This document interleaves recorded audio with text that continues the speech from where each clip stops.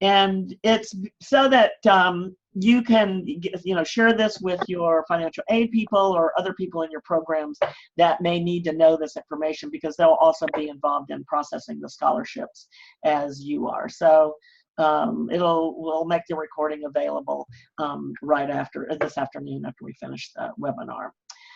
So the first thing we're going to talk about is a little bit about reminding about student eligibility and the institution's responsibility for making sure that students are eligible to receive the scholarships. And then you should have received the scholarship request workbook that I sent out late last week. We've made some modifications to that to try and make it comprehensive enough so that it addresses everybody's needs. And then we're going to look at how, so that you understand how things get processed here at the center and at UCF, and then the expectations for your institution in terms of how they award scholarships and distribute them to students. And then we'll talk about then the reporting that's required about the scholarships that you've provided to the students, and then the need to return any funds that haven't been dispersed to students. And we'll clarify some questions that we often get about that. And I know Michael dealt with that last fall, and Mary Duffy, who's his collaborator in this, as well as Gwen, who works with their program. And then we should have time for a Q&A as well. So just remembering that these programs are designed for kids with intellectual disabilities. They have to physically attend your program. They submit the eligibility documentation to you, and that's all on how your institution handles that. We don't have any specific processes that you need to use. The legislation lays out these sort of sources of information you can use to document one's intellectual disability, but you are established institutions, and you have a way of identifying of students with any kind of disability that is looking for some sort of accommodation, and then specifically intellectual disability, so they can become eligible for this program.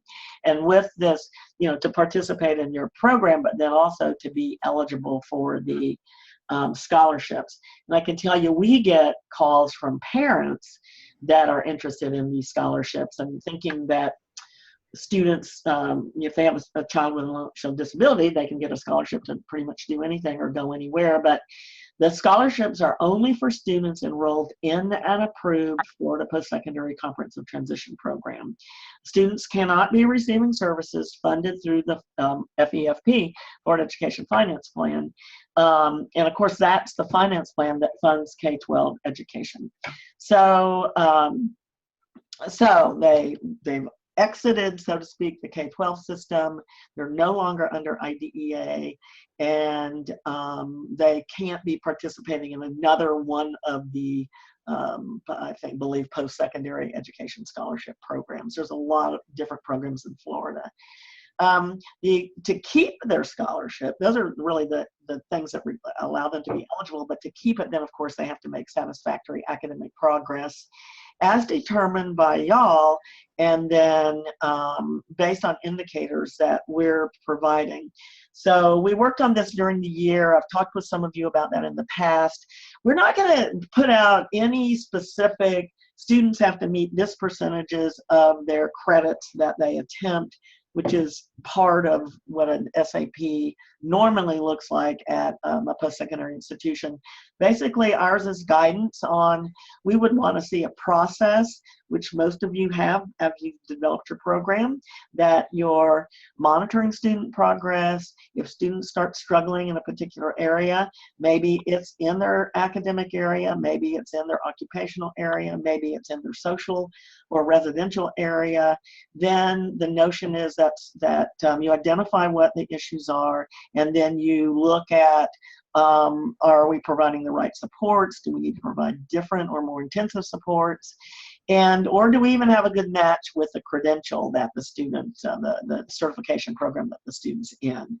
And so the fact that you go through a process that helps look at those issues. Doesn't mean that students still might not make SAP, but it's a process that doesn't happen in one semester, but that occurs over 2 or 3 semesters, so that we just don't immediately kick students out of the program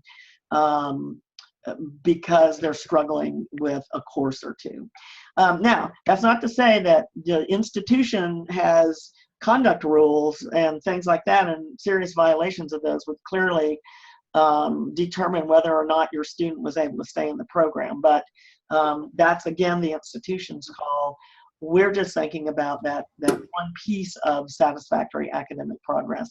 And again, Michael's program and Mary's program, Community Integration at FAU, has gotten their Comprehensive Transition Program approval from the feds, and this is one thing that you have to specify in that application. So he may be able to share with you all then what their SAP criteria looks like.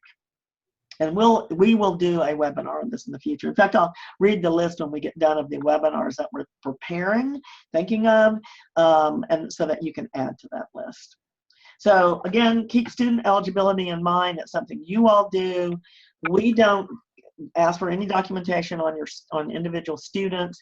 Now, if you were ever audited by your audit or some other audit associated with the state in this program, then of course you would need to be able to document that. So the next thing we're going to look at is that monster Excel workbook that I sent out to you. So there are really 2 spreadsheets within that. The first one is estimating the cost of attendance. And the first thing you're going to do, again, is go to your institution's website, and usually under the registrar's office or something of that nature, and there'll be some sort of link there for potential students to estimate the cost of attendance. So you're just going to start there and look at what does it typically cost to attend the institution, and it usually has tuition there for full-time. It'll have residents if students are going to be living on campus. It'll have sort of miscellaneous stuff like books and things like that, and then it'll have meal plans and those kinds of things. So you have to figure out at what rate your students are going to be participating, and determine sort of what percentage of that typical cost would apply to the students in your program or not. You may have an entirely different fee structure, but that's usually the place to start.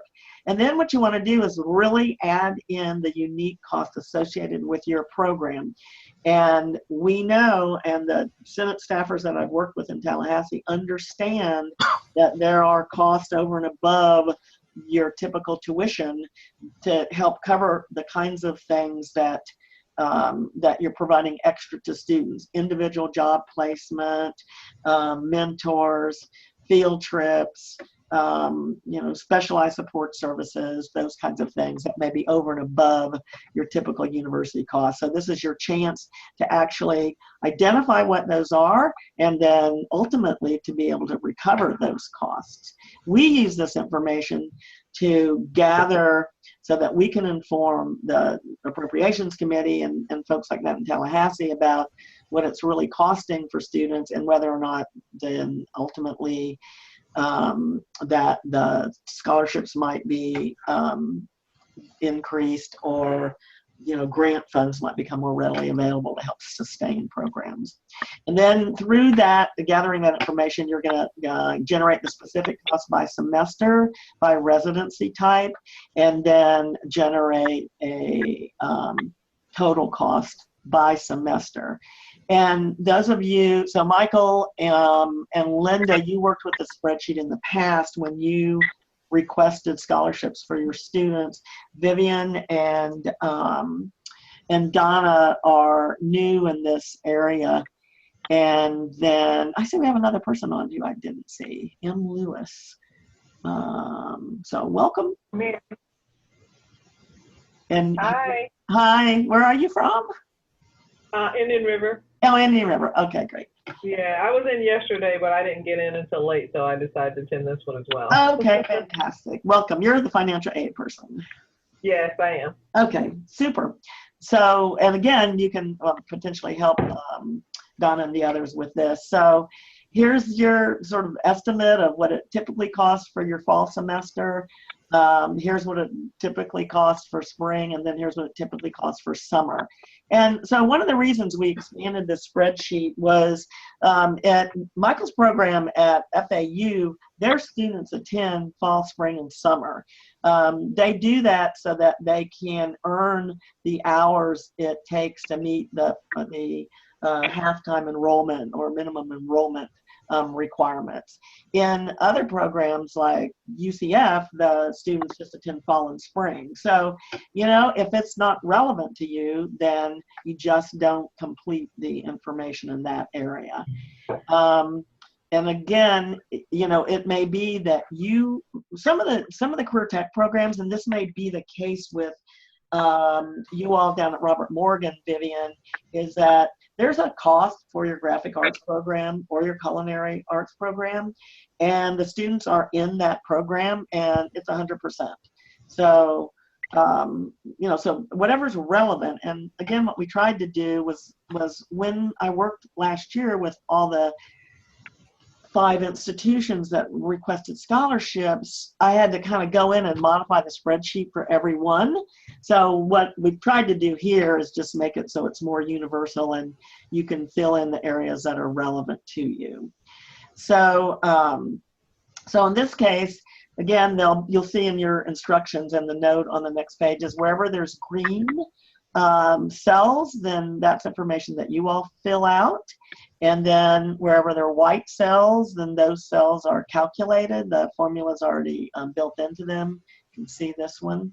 And then when you eventually get to see the blue cells, and there'll be information that comes subsequently. But this is pretty straightforward, and you'll end up, after you enter your information in here, with an estimated cost per semester.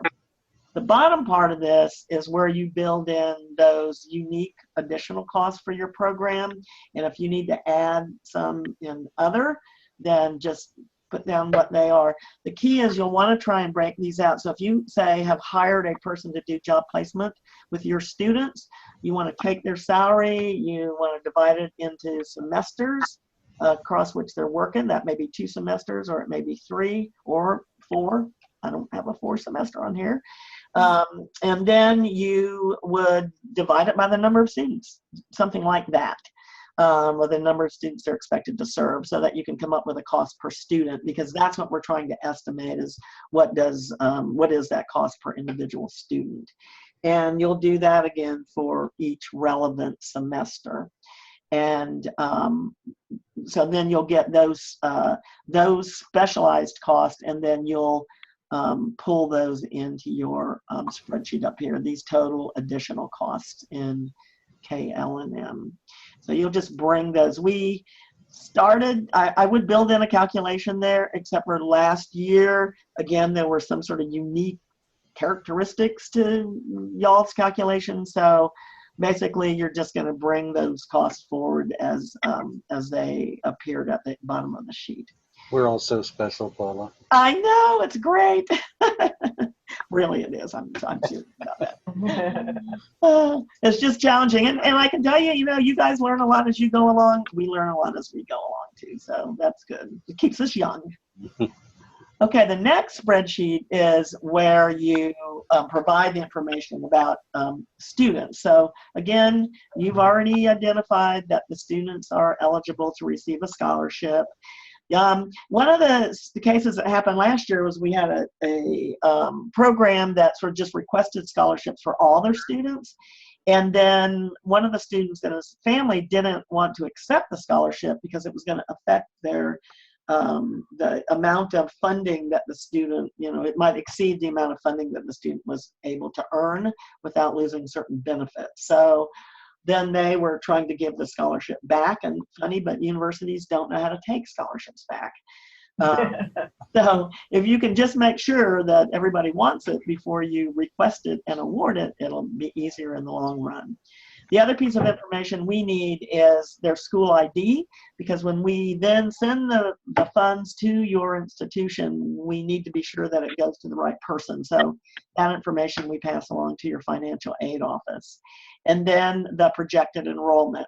So with FAU program, everybody goes fall, spring, and summer. With the Florida Keys program, some of their students didn't start until spring. Some students were finishing up their certifications in fall, so they weren't attending in spring, or they were moving into degree programs out of this program.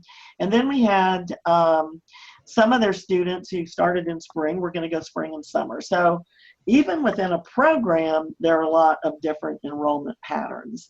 So that's why you're thinking about, for each student, what is their projected enrollment in which semester.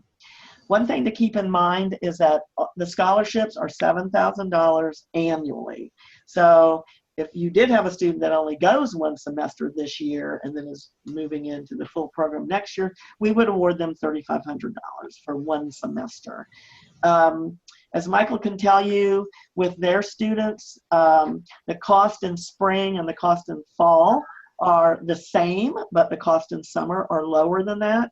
So when we disperse the scholarship, as you'll see, then we disperse it sort of along the proportional cost for each semester.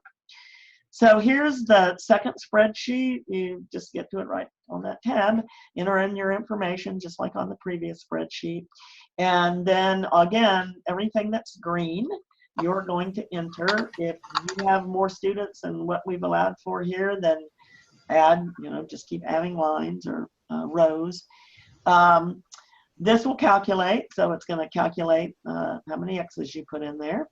And then you're going to bring this information forward from your previous worksheet. So what those costs are by semester, and that would include your typical cost plus your special cost per student per semester. And then that'll calculate the estimated cost per student for across their program year.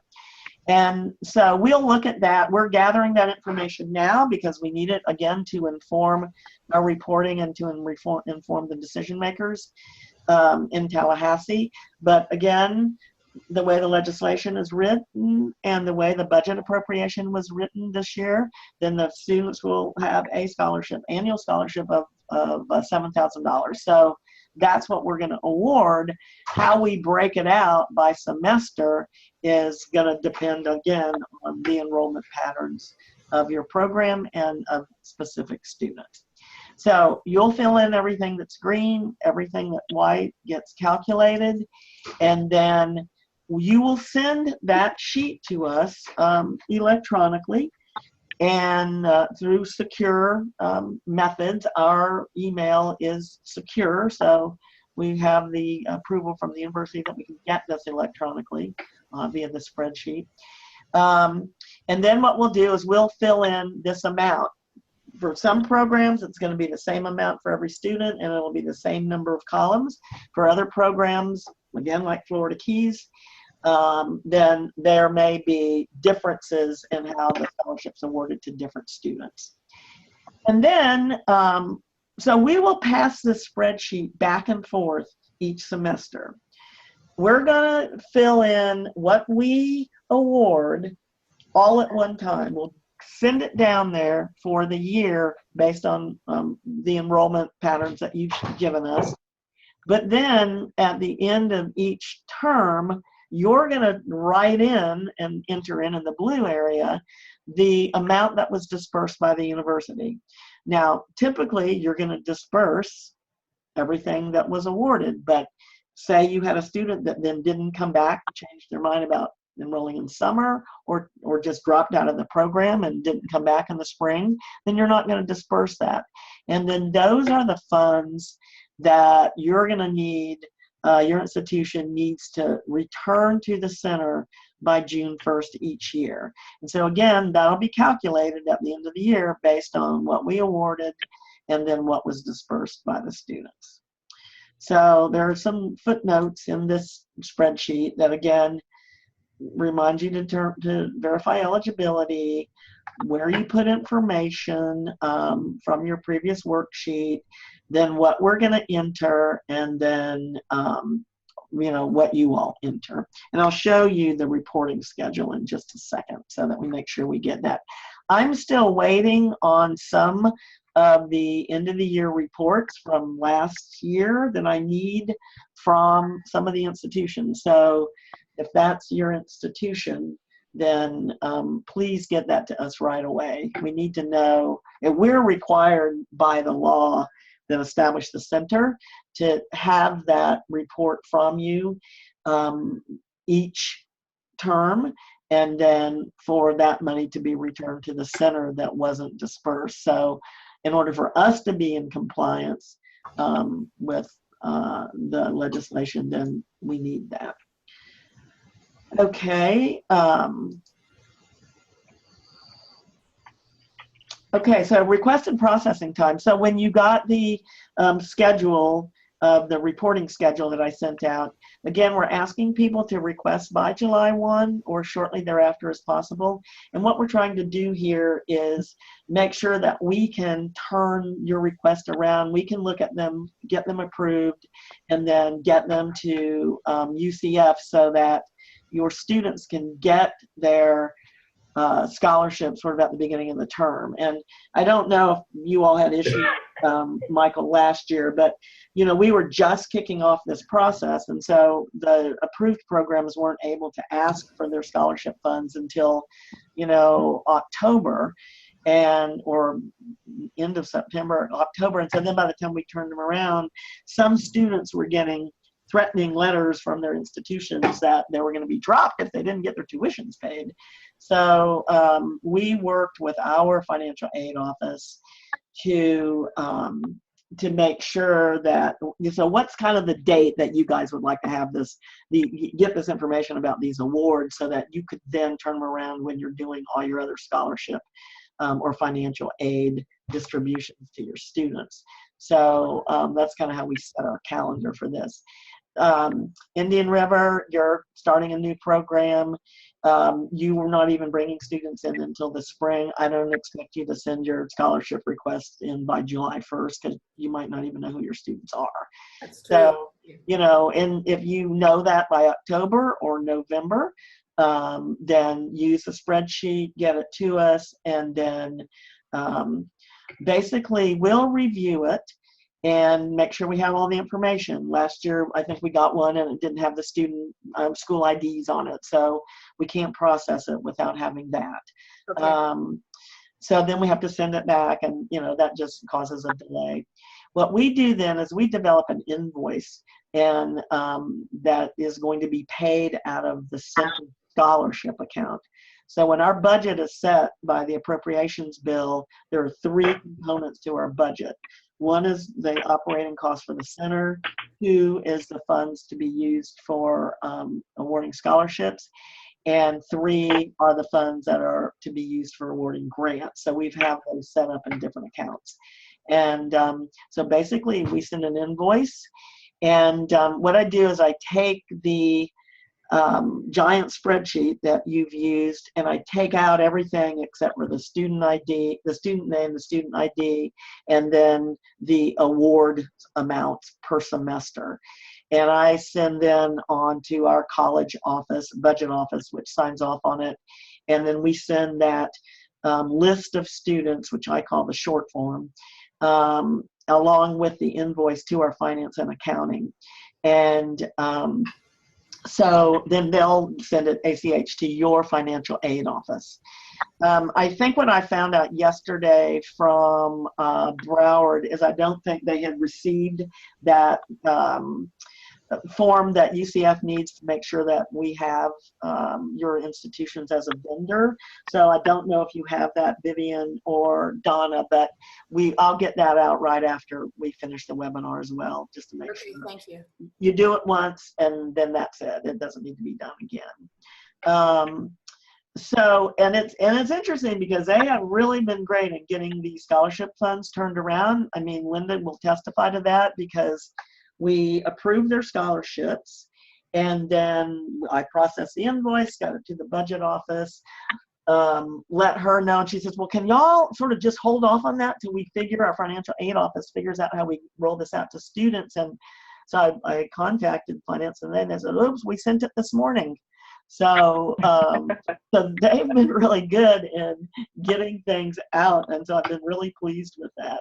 But you know, but it is, we understand, and it's nice that the Indian River Public Schools financial aid person was here, because we did run into trouble with these things when it came down to distribution, or when it came down to disbursement.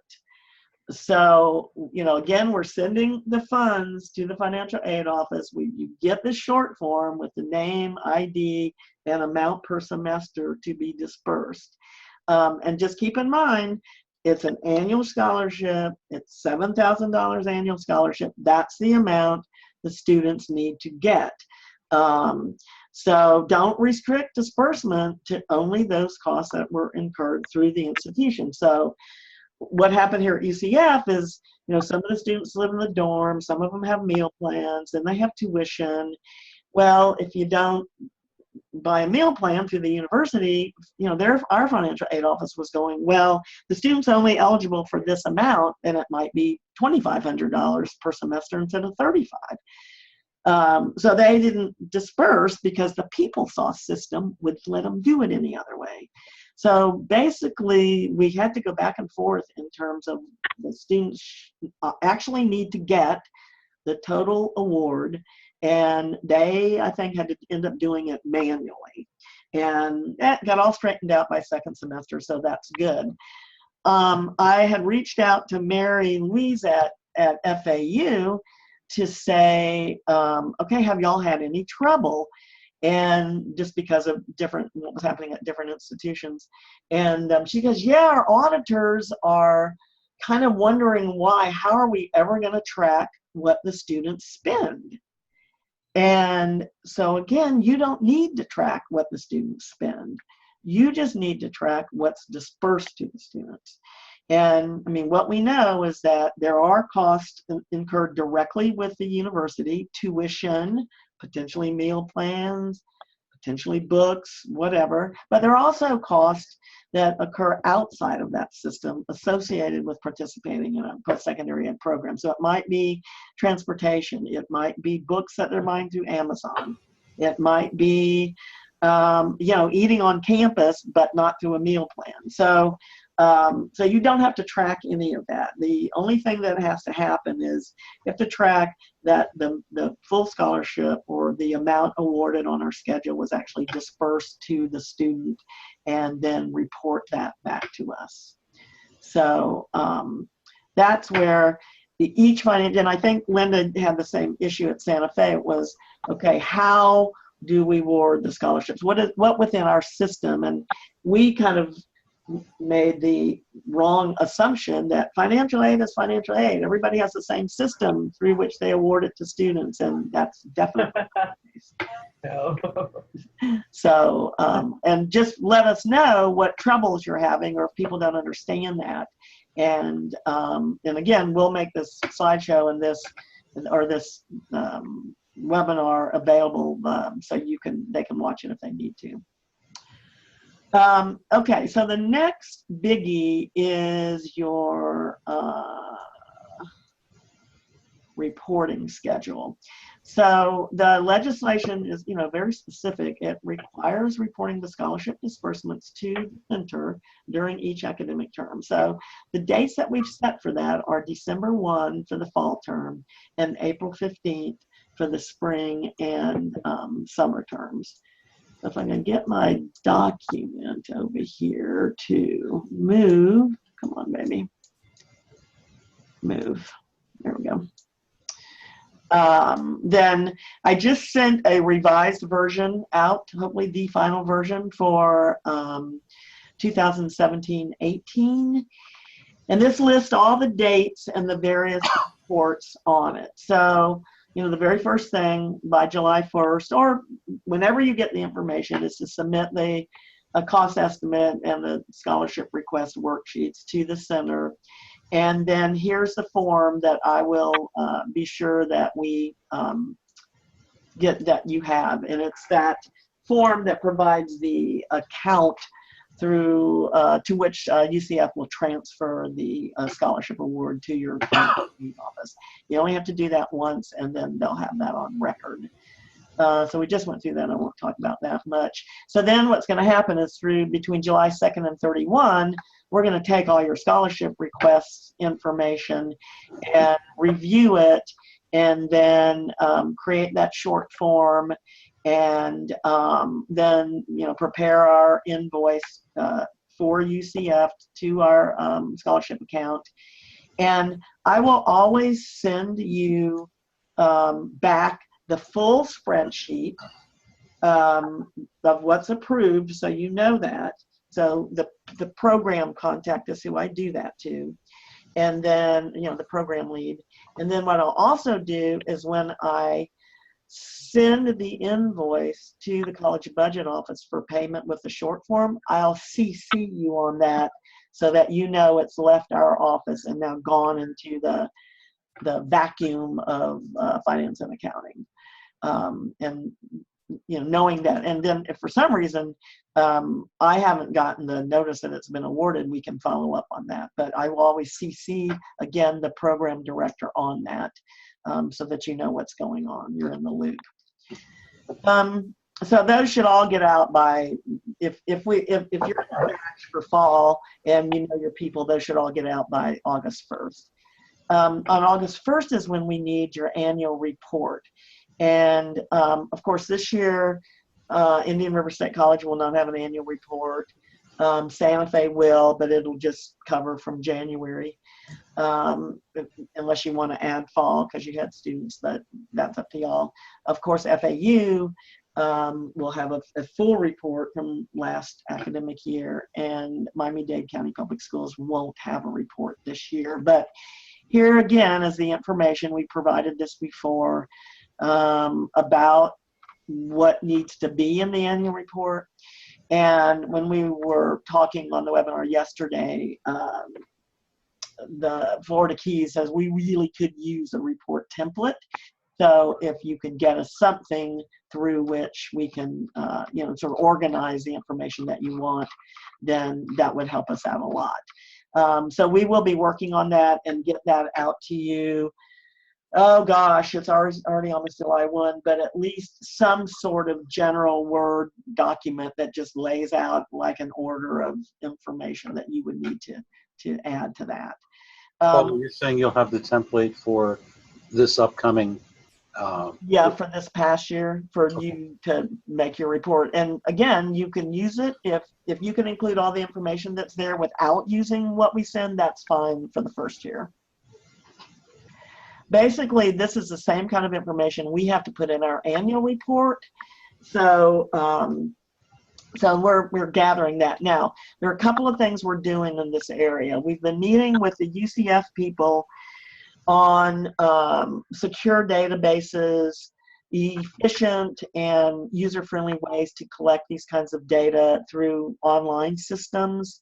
We're also have talked with Think College because they've developed what I would say data collection light and data collection heavy. And if you have a TIPSID project, then you're required to submit the data collection heavy piece.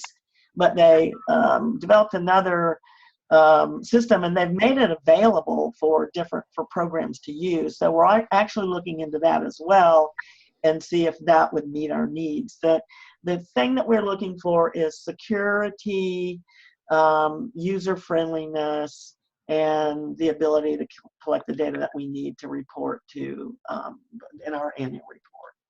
So, but we'll have a very bare bones template ready within a couple of weeks to get out to you as you think about this year's annual report, those of you who have to do one. By August 15th, supposedly all those funds that were, those requests that came in for scholarships will be out of UCF, and Again, your financial aid office will get the names of the student ID, and then how much to award for student by semester. Don't award the whole thing at fall, but award by semester. And then beginning of each term, hopefully your financial aid office can get that money out to the student. We have to submit our annual report on October 1. So that really gives us, from when we get yours August 1 to October 1, 2 months to really gather the data, compile the data, aggregate the data. And we won't report information in these public reports, as far as I can help it, on individual institutions.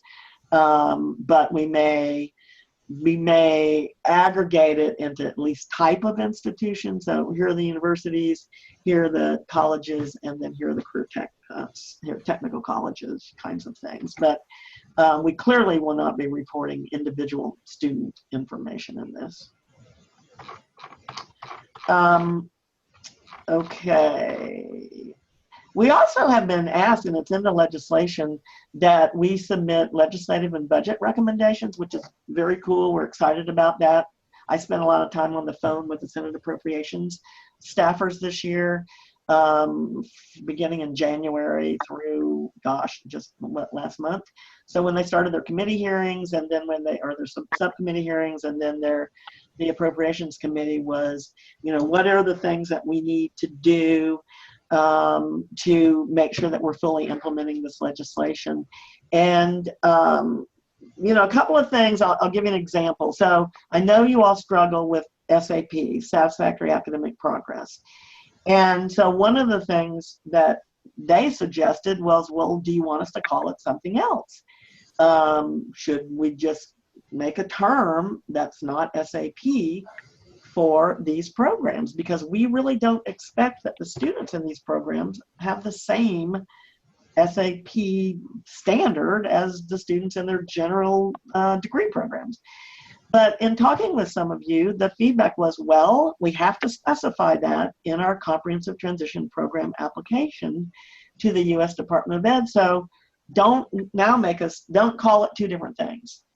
As long as we have the flexibility to make that standard, that Satisfactory Progress, meet the needs of this program and these students, the flexibility to do that, then that's fine. Just if you change the name, then that means we're now talking about two different things. So, so that was my feedback to them. Yep, after talking with the program directors and looking at the federal requirements, let's leave it the same. Now, the other thing they did ask was, if we increased your budget, could you use the funding? Well, guess what I said? Yes. Yes.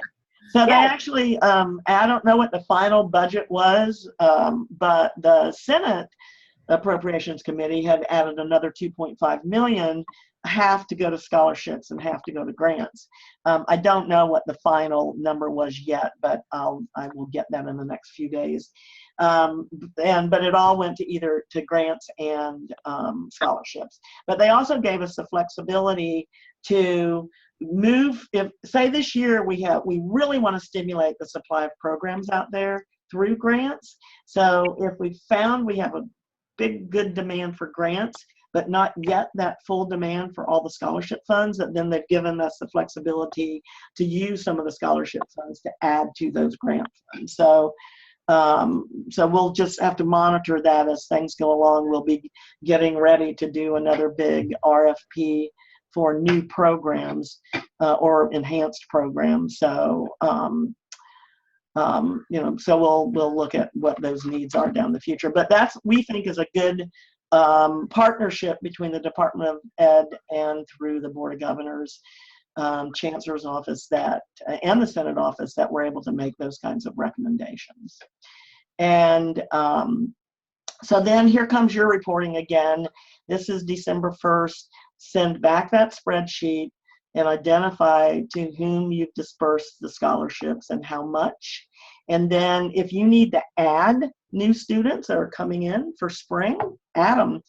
of course, there won't be any approval data in there or disbursement data, but we now see that that's a request for the next semester. And of course, you would just indicate spring or spring and summer for their enrollment. So just use that same spreadsheet now for everything, requesting and reporting by term. And then do the same thing April 15th.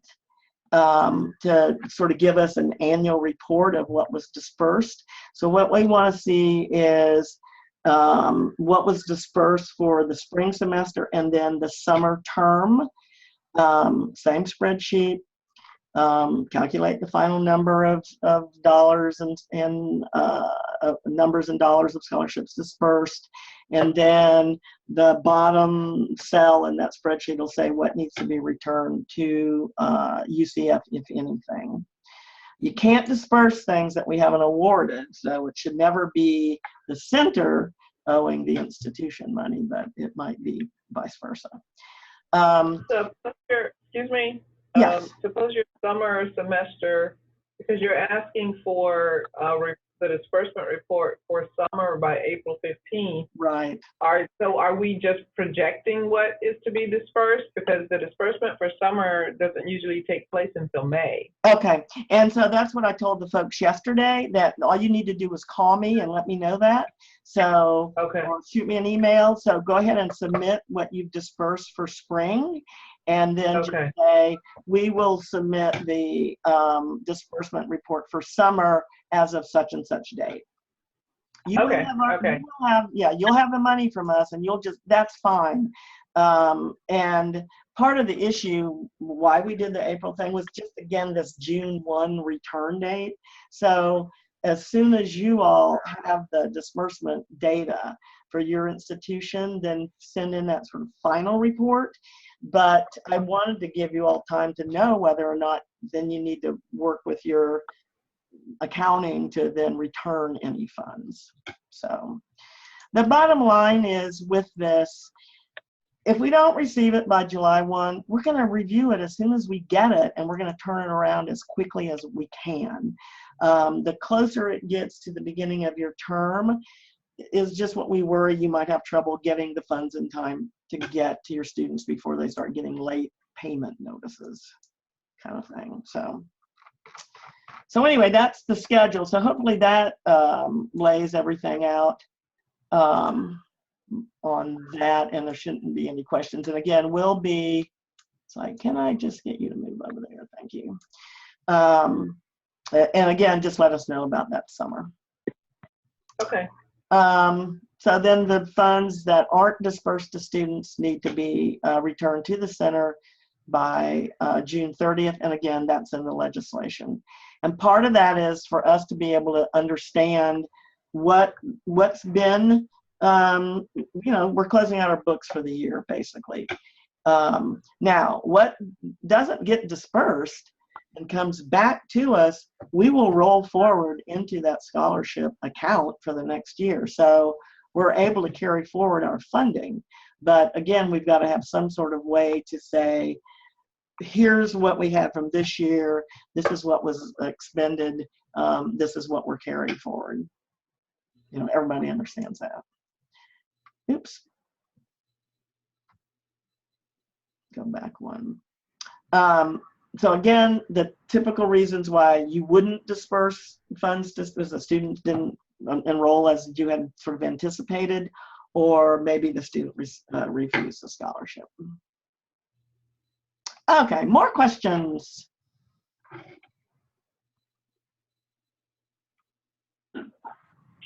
Issue. Hi, Dr. Kalu, this is Vivian. Hi. Hello? Question, there is no set application process for the students, so each institution develops their own application process to document that the student is aware we are requesting the scholarship funds? Right, however you want to do that is fine. We just want you all to avoid what happened with one of the students here, and but you do not have to, it's not a need-based, it's not a merit-based, it's the legislature and legislators were interested in making sure, understanding that many of the families of students with intellectual disabilities do not have significant resources for college. In some cases, there may be some extra costs associated with providing these programs because of the extra services. So, so it is a flat scholarship. If they meet the eligibility requirements, then they are eligible to receive a scholarship. And however your institution wants to do that, just a sign-off form that your director gives the students or the parents, whoever has the, whoever is, you know, the legal age to do that, or whether or not they have legal guardianship. Again, that's up to y'all. We're just going to assume when we get the request from y'all that they want it. Okay. If that makes sense. Understood. Yeah. Yes, understood. Something else just crossed my mind, but I'll think of it in a second. Anything else?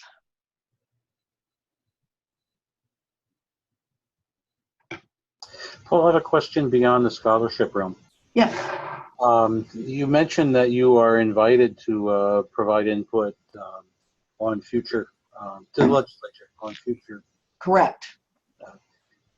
Have you considered, has the conversation hit yet on the enhancement grants will, I'm sure, help institutions successfully get rolling and get expanded. We have questions and concerns about maintenance. Right. And has there been any discussion yet about the possibility that some future funding might be maybe allocated for maintenance projects? I give CARD as the good example for that. In the early days of statewide funding for CARD, every year was a crapshoot on whether or not they would be able to continue to hire the people that they hired the year before. Right. Now there's a basic maintenance level, and they don't call it that, but they, but it's basically it's the amount of funding that's necessary to help something like CARD continue to operate at its base level. Right. And each year there are, and then there are, they don't call it, but there are enhancements and other initiatives. Right. Has that boiled up yet in the? Well, it's boiled up because a lot of the institutions that we talk with about starting programs, that's their fundamental question. Yeah. Is how do we sustain this? And, you know, and we're working with some institutions that, you know, St. John's College in, up in Northeast Florida, and they have 3 campuses and they want to be able to serve the people in those campuses. But, you know, every state college I've talked to says we have limited resources. Sure. How do we convince our administration and board of trustees that this is a worthwhile investment with those limited resources? So I showed people this yesterday. So here's our list of webinars, and I love it. Brainstorming yesterday. And top on the list is funding strategies and a sustainable program. So, so what we're trying to do is put together a model that can kind of address the issues that you're talking about. And if we can't come up with a way that to demonstrate how that happens, then that clearly will be part of, I think, my negotiations with the Appropriations Committee next year. So if we can stimulate development, the supply of programs, and so that's pretty comprehensive around the state. We have some pockets that really don't have any opportunities right now.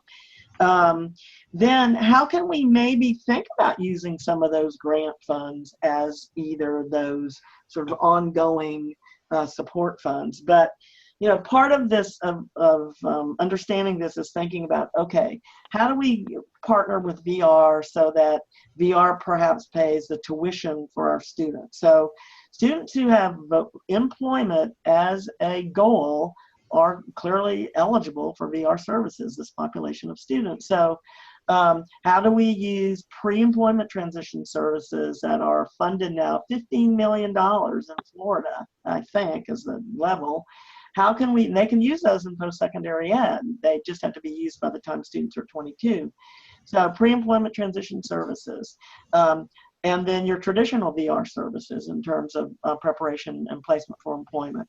How do institutions become approved VR vendors so that if you're going to be hiring job placement people to place your students in employment as they're exiting your program, you know, there's a way. Our conversations with VR have been, well, that can happen. The school, now part of the issue with that was that everybody in the organization, which meant FAU, had to be cleared, had to have the security clearance or, you know, the criminal clearance. So what our recent feedback from then has, you know, narrowed that to the people in your program that are serving the students directly. So, so there you go. That would be another way to bring in funds that would sustain a piece of your program. Then where does the scholarship funding move in? And then where does tuition funding move in? And then, as you know, since your students are now, your program is now an approved comprehensive transition program, then your students also have access to federal financial aid.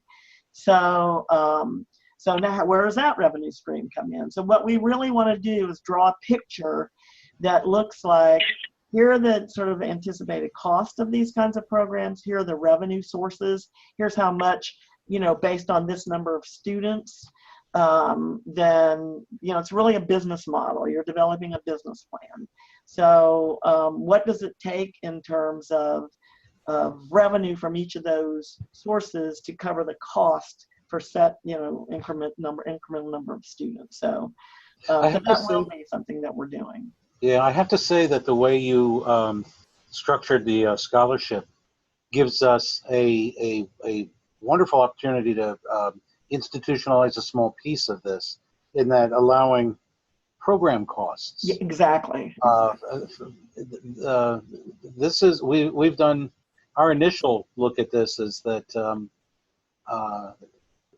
on a 2 to 3 year basis, we may be able to recover probably enough for salary, maybe for a job coach, maybe for a teacher, something like that, based on program costs. So that's, it's one of many pieces, but it's one very helpful piece, and I thank you for that. I mean, that was wise to structure it in that way, and it's helpful, and I'm hopeful that other programs that are participating will see that as really use that. Yeah, definitely. Institutionalization. And I'll tell you, when I was meeting with the Senate Appropriations Committee director, the Senate Budget Director, and other Senate staffers in higher ed last fall, you know, again, I brought up this issue because the rumor will be at FAU and at UCF and whatnot as well. We can't increase tuition, and we can't keep adding student fees to make up what we can't recover into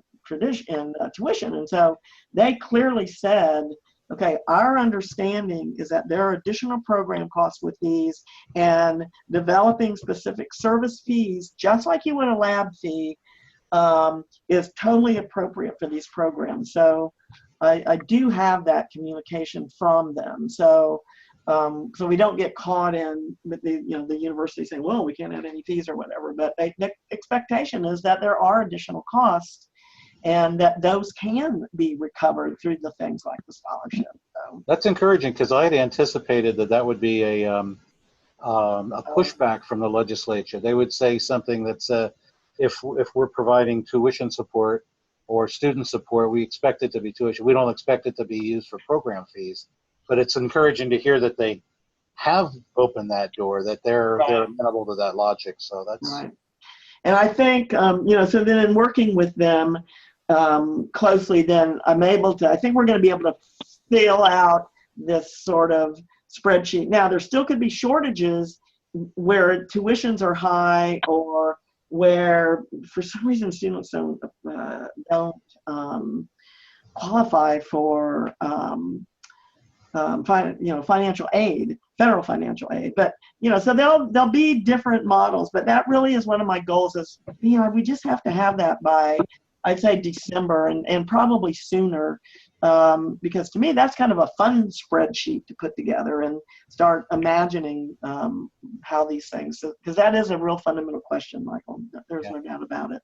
Well, they've been kind and responsive to the community on that issue for CARD over the years. Right, right. So I think that I think we could learn the lesson and maybe leverage some of the arguments that state CARD system has had, because there are a few legislators who don't think well of funding CARD at the highest level that they can, and that's good for us, I think. Right.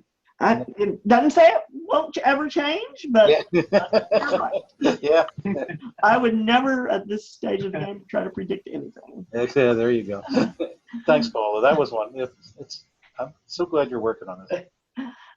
So a couple of FYIs is to save the date for December or September 27th through 29. That's going to be our first annual institute. And this will be at the Hilton, Altamont Springs. And this is going to be a planning institute for post-secondary education program teams. And we're very excited about it. We want to see all the approved programs there, as well as all the other institutions that don't yet have an approved program or don't have a program at all. And so what we'll be doing is we'll be sending out the save the date any day, but if y'all can go ahead and get this on your calendars, that would be great. We also may be asking some of you to do presentations, or at least our plan is to have a welcoming reception on the first night of the 27th. And I have a draft commitment from our dean that the university will be supporting that. We can't use any of our center funds for food, as you can imagine, or things like that. So, but I think I have a commitment from the dean that the university will be coming up with funds for that. And the rooms are $99 a piece plus tax. So there's no registration fee for the institute. And to hopefully stimulate the participation, the center will be covering the travel cost for 50% of your team. So we want you to think about who needs to be on our team. Well, clearly you've got, say at FAU, you've got Michael and you've got Mary Louise and you've got perhaps a student and you've got financial aid and maybe you have a K-12 person. And maybe you have somebody from a new campus that you're thinking about expanding to. So we want you to really think about who needs to be on our team as we reflect on what we're doing, how well we're doing it, what data, how we're collecting our data, and then where we want to go in the future. So it's really a planning institute. And it'll be a chance for these first year brand new programs to actually look at what they're doing now, what they're starting up, where they want to be at the end of this fiscal year, and then where they want to go next year. And so this will become an annual event, and we will move it up a little earlier to perhaps May or some sort of, so that you're always planning for the next year rather than starting our planning as the year has already started in September. But that's as early as we can get it off this year. So think about who should be on your team. We will cover the cost of 50% of those team members. Those of you who have grants also have built in some travel money there. So you would be able to use some of your grant funding to cover some of the other people's travel. And we'll be getting a save the date and kind of a draft agenda out, so you can go ahead and block that time off but then start thinking about getting your travel approved, which I know sometimes takes a long time. Our website is going to be relaunched either this week or early next week. We wanted to get that out by tomorrow, but we've still got some writing cleanup that we need to do. But hopefully this is going to now be a really informative, active, up-to-date website. I know our other website was just really slow, really dysfunctional. And so we've completely rebuilt it and getting ready to launch that. Those of you who are expecting your grant agreements, if you need a confirmation that your funding is coming, I had already sent that out basically, but if I need to send it again, I'm happy to do that. The grant template agreement has been approved here finally internally by legal. Right now, my grant support people are inputting your budgets, your budget justifications, and your grant proposal, which becomes your scope of work, into the template. And those will be going out, I would think, no later than next week. And so what I'm just saying is give your grants people a heads up that this is coming, and you would hope that they can turn it around pretty quickly. Your funding will start July 1.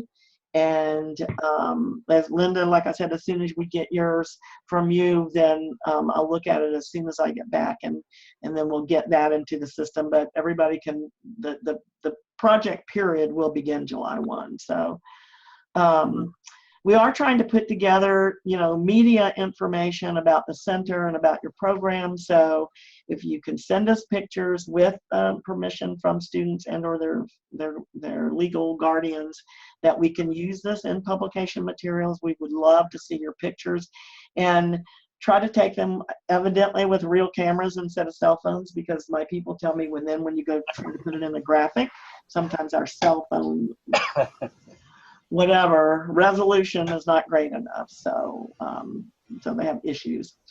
And then the Big Family Cafe event is this weekend here in Orlando, and so Drew and Caitlin will be there with a booth from our center.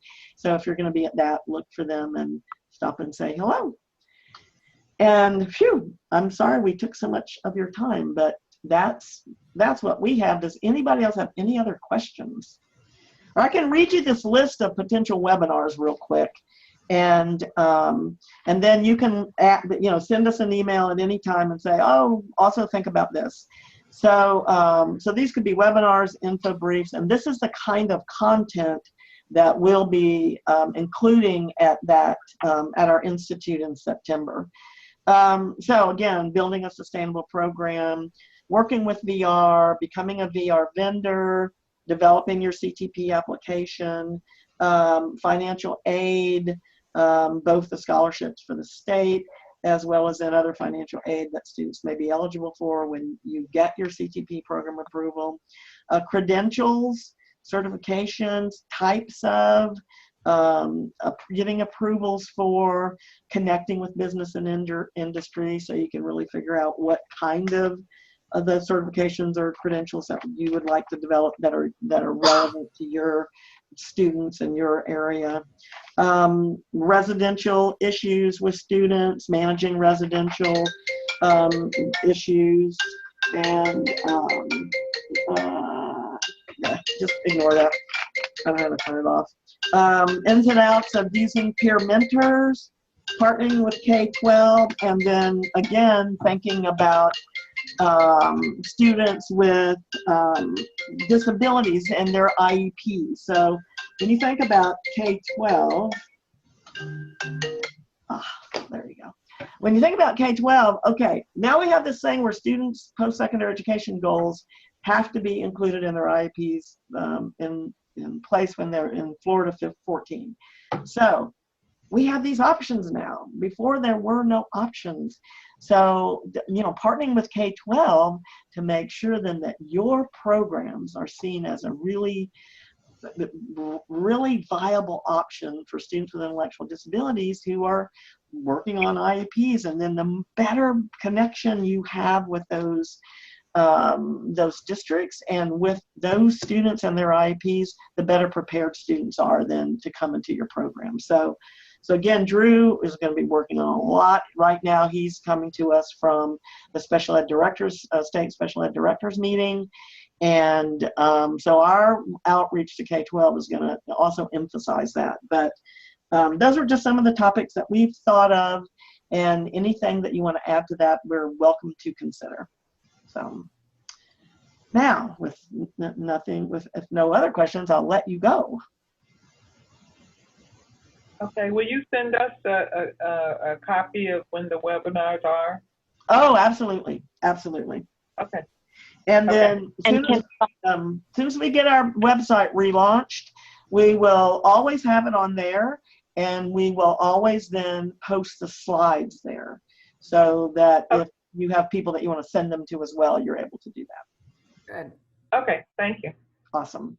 And we also will be looking for financial aid, not just information for financial aid officers, but given by financial aid officers. So, you know, the FAU financial aid, and then that's worked with them to get their CTP approval. You know, again, that's something that we see people struggling with around the state. So.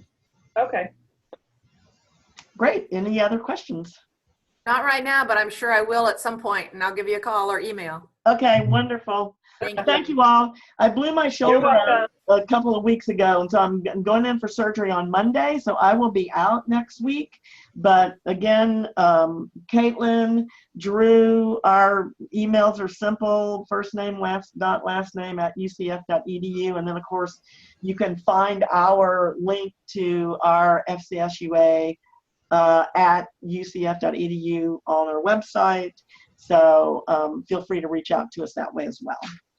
Very good. Okay.